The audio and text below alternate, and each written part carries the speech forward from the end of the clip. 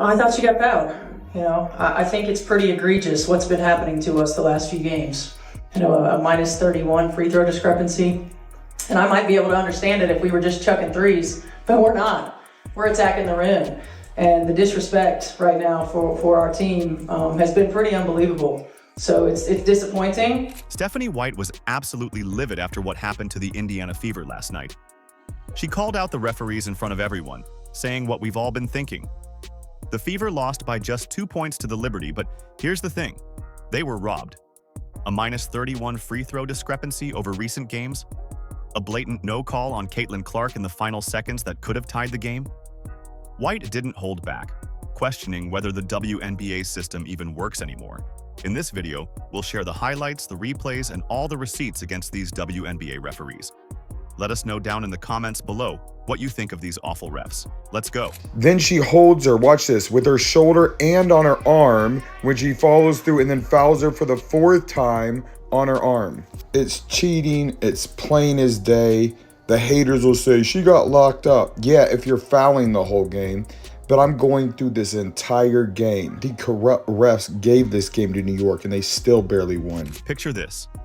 The Fever going toe-to-toe with the defending champions, trading baskets like heavyweight fighters. Aaliyah Boston was absolutely unstoppable, dropping 27 points and grabbing 13 rebounds.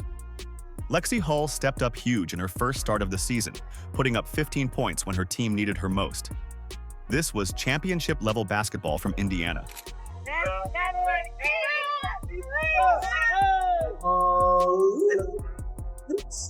But something felt off from the opening tip. The whistles weren't coming when they should have. Every time the Fever drove to the basket, they met contact. Hard contact. The kind that should send players to the free throw line. But the refs kept their whistles silent for Indiana, while the Liberty got call after call. The numbers don't lie. New York got to the free throw line 32 times. The Fever? Only 15 attempts. That's more than double the free throws for the Liberty. In a game decided by 2 points, that disparity is absolutely massive. You can't win games when the other team gets twice as many chances from the charity stripe. A 3 off target, batted a lot, bodies on the floor. Clark 1-on-3 trying to split the defense, goes into traffic and reverses it off the glass. And a fearless Caitlin Clark here. Watch how she uses her body to shield the defender. That's just beautifully done by Caitlin Clark. Here's what really showed the Fever's potential. They outscored the Liberty by 17 points in the third quarter. 17 points advantage against the defending champions. That's complete domination. The Fever proved they could hang with the best team in the league when given a fair chance. Caitlin Clark was fighting through everything they threw at her. Double teams, physical play, constant pressure. She still managed 18 points and 10 assists. Every drive to the basket met with contact, but those refs kept their whistles in their pockets when Clark got fouled. Meanwhile, the Liberty players were getting calls on much lighter contact. No pass shot possessions for New York. Clark, step back 3. Oh, she hit it and draws the foul. Welcome back, Caitlin Clark.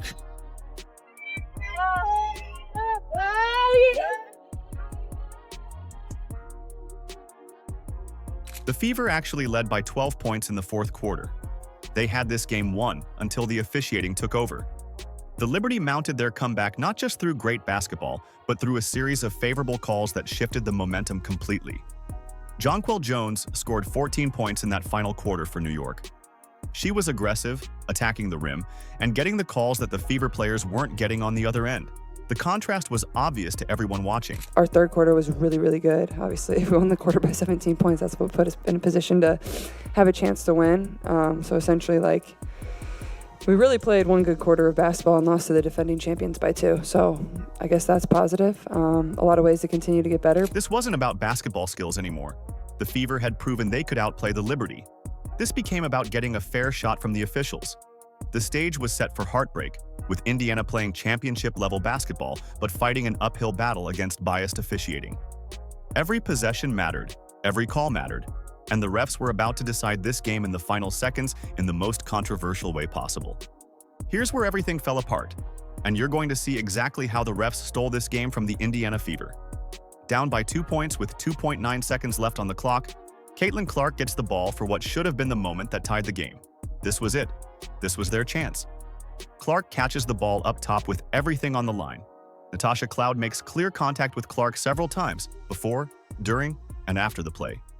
You can see it on the replay. The contact is obvious. It's the kind of foul that gets called 100 times during any normal game, but the whistle never comes. Complete silence from the officials. They just let it go. A three off target.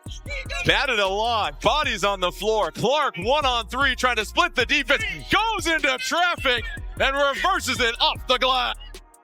And a fearless Caitlin Clark here. Watch how she uses her body to shield the defender. That's just beautifully done by Caitlin Clark. The replay shows obvious contact that should have sent Clark to the free throw line for 2 shots. 2 free throws that could have tied the game and sent it to overtime. Instead of getting that chance, the Fever watched their season record drop to 2 wins, 2 losses. Clark gets fouled, no call, game over. That's how their season changes in the worst possible way. The refs messed up 3 calls in the last 3 possessions of this game. First, DeWanna Bonner gets absolutely destroyed, no call. But that wasn't the only controversial call in those final moments. 2 plays before that no call on Clark, the refs missed a clear foul on DeWanna Bonner. She had a wide-open layup and got hacked hard. She missed the shot because of the contact. No whistle, no call. The Fever lose another scoring opportunity that would have put the Fever up 2. Right after that missed call, Lexi Hull gets whistled for a phantom foul on Sabrina Ionescu. Hull was in perfect legal guarding position. She wasn't reaching, she wasn't grabbing. She was playing textbook defense.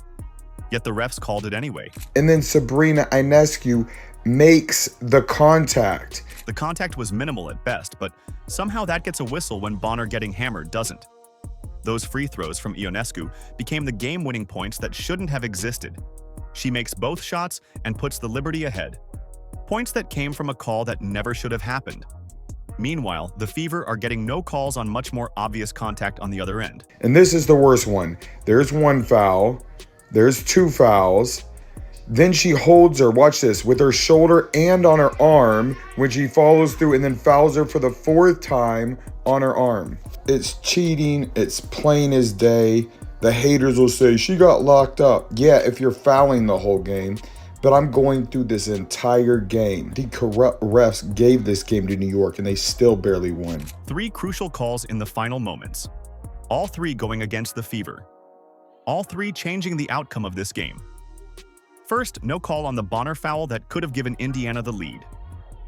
Then, a phantom call on Hull that gives the Liberty free throws and the lead. Finally, no call on Clark's drive that could have tied it. This is the evidence everyone's talking about. Clear bias that cost Indiana the game. You can't have this level of inconsistent officiating in the final seconds of a close game. The Fever earned the right to have this game decided by basketball, not by refs who kept their whistles in their pockets when Indiana needed calls most. Coach, you talked about the way that the game has been officiated for you guys. How did you see the foul that was not called, or a lack of foul, on the Bonner play, and then follow it up by Lexi Hull getting called for the foul? I thought it was egregious, honestly. I mean, I thought it was obvious. I felt like AB got one, had one going to the rim. They're in rotation. DB's was crazy.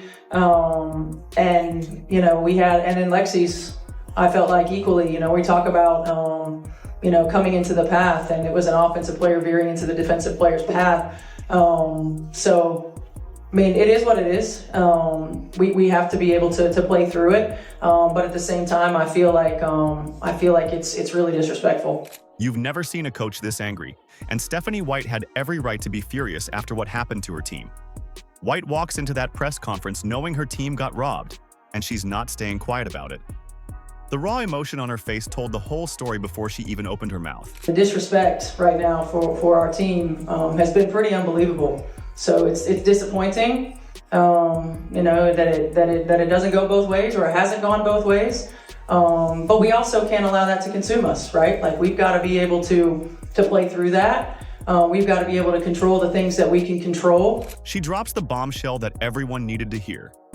A -31 free throw discrepancy over the last few games.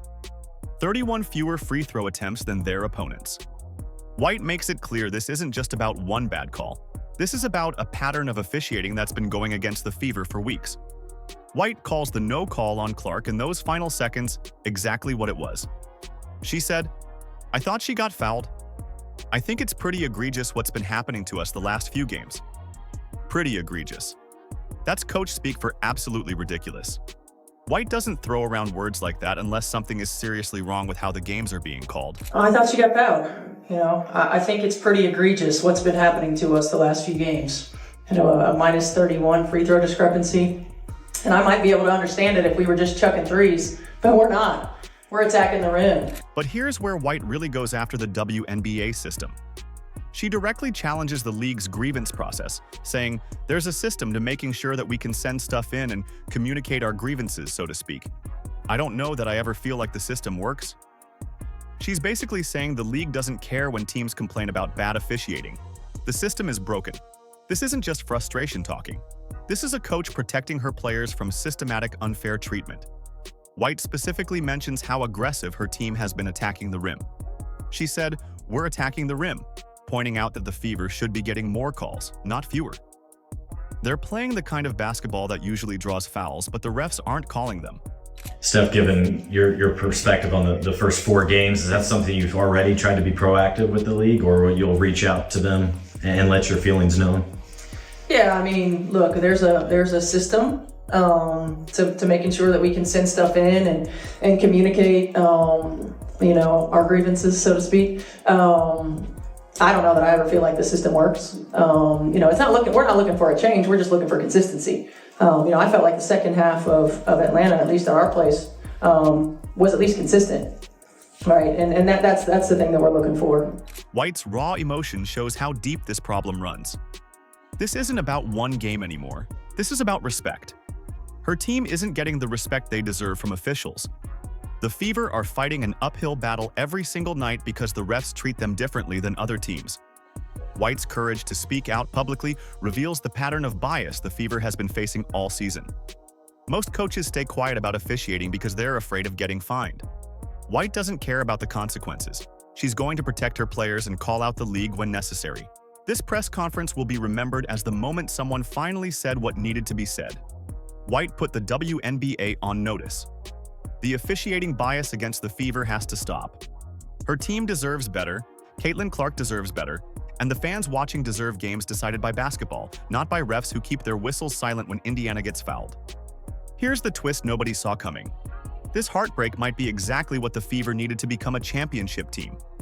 Clark herself said, "We are 2 possessions from being 4-0 after the loss." Think about that for a second. 2 possessions. That's how close this team is to being undefeated right now. On the plus side, you could say you're 2 possessions away from being 4-0 in these games. Do you look at it from both sides? Like, here are the positives of this, and then here are the things we really want to work on. Yeah, and that's probably what's frustrating about it, too, is like we are 2 possessions from being 4-0, but there was so many little areas in this game that we could have improved. Like, our defense, again, to start the game was poor, and we got to find a way to come out with more energy, be unable to guard. And yes, they present a very tough challenge when all 5 of them can make threes and, they're setting inverted ball screens, things like that. It's a challenge, but you got to find a way to do it. The adversity is happening early in the season when there's actually time to learn and grow from it. Clark knows the team is still figuring things out. She said, "Feels like every game, we've really only put 2 quarters together." That's the kind of honest assessment that shows this team understands what they need to work on. Consistency is definitely where we can be a lot better. Feels like every game we've really only put 2 quarters together. We're kind of waiting for that, 4 quarters of really good basketball, and I think it's going to be a learning curve. This group is new. We haven't played a ton together, so but that's what's going to have to happen if we want to beat the really good teams in this league, is you got to find a way to put together 4 really good quarters. There's going to be runs. That's basketball. They're going to go on their runs. We got to be able to find a way to stop them and then respond. So I think that's an area we can certainly improve in. Aaliyah Boston's dominant performance proves this team has multiple weapons beyond Clark. 27 points and 13 rebounds against the defending champions. That's not just good. That's elite-level basketball. Boston showed she can carry the scoring load when Clark has an off night. Championship teams need that kind of depth. I think for us, we just have to make sure that we're playing consistent throughout the whole game. It's pretty easy to just say that our, not getting over the hump in that 4th quarter, but I think our start, in in that second quarter, they outscored us by a bit. So we have to make sure that our start is better so that when we do get to the fourth quarter, it doesn't have to be this close. But I mean, it was competitive basketball. We dug ourselves in a hole to start. We got back in it, tied the game up. Sometimes the ball just doesn't roll your way, but I think if we prioritize the way we start, it's going to be better for us in that fourth quarter. Lexi Hull stepping up in her first start shows the depth that championship teams absolutely need.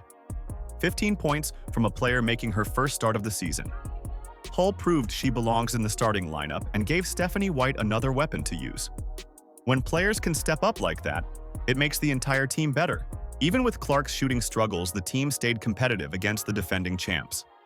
The Fever led by 12 points in the fourth quarter. They outscored New York by 17 points in the third quarter. This team can beat anyone when they put it together for 4 quarters.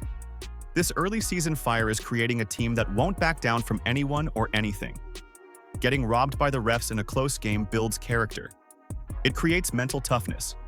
The Fever now know they can compete with the best team in the league, even when everything goes against them. How do you accept officiating without letting it, I guess, affect how you go about and execute the rest of the game? Yeah, when it comes to accepting, it's like we don't really have a choice because they're going to call what they want to call. And so for us, I mean, even for me, I miss some of those easy around the rim. I think for me, I have to put them in the rim for just post talk. And we just have to finish through contact. If we don't get it, we don't get it, but we have to give ourselves the best opportunity to get that basket. The controversy is uniting fans and creating an us-against-the-world mentality that championship teams feed off. When everyone feels like the league is working against you, it brings the team together. Players fight harder for each other. Coaches get more protective. Fans get louder and more supportive. Every championship team faces adversity during their journey.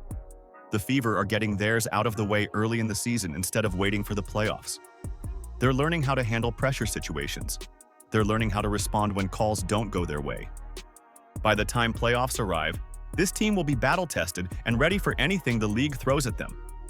These early games are teaching them lessons that matter when championships are on the line. We'll have a couple of days to get some work in practice, and we'll use that as an opportunity to look at some of those things. We've got to continue to do what got us here. We got to move the ball. We've got to hit singles, not make home run plays. We have a tendency to try to make the home run play all the time, the dagger or the play that gets the momentum going, or and it doesn't need to be that way. We can make the easy plays. So those were more of the communications, keeping our intensity level, on both ends of the floor. You can't relax. I mean, the margin for error when you're talking about playing championship caliber teams is so small. The refs can try to stop them, but they can't stop what's coming for the Indiana Fever. This team is building something special, and no amount of biased officiating will hold them back. You saw what happened when they got angry. You saw Aaliyah Boston dominate. You saw Lexi Hull step up. You saw Caitlin Clark fight through everything they threw at her. In the previous game against Atlanta, you saw the amazing contributions of Natasha Howard, Sophie Cunningham, and even Damiris Dantas. The controversy has created a unity between fans and players that championship teams need. Every bad call makes them stronger. Every missed whistle makes them hungrier. Get ready for 2025. The Fever are about to show everyone what happens when you fuel a fire. Let us know down in the comments below what you think of these awful refs. Like, subscribe, and turn on all notifications so you never miss out. Click the video on the screen, and we will see you in the next one.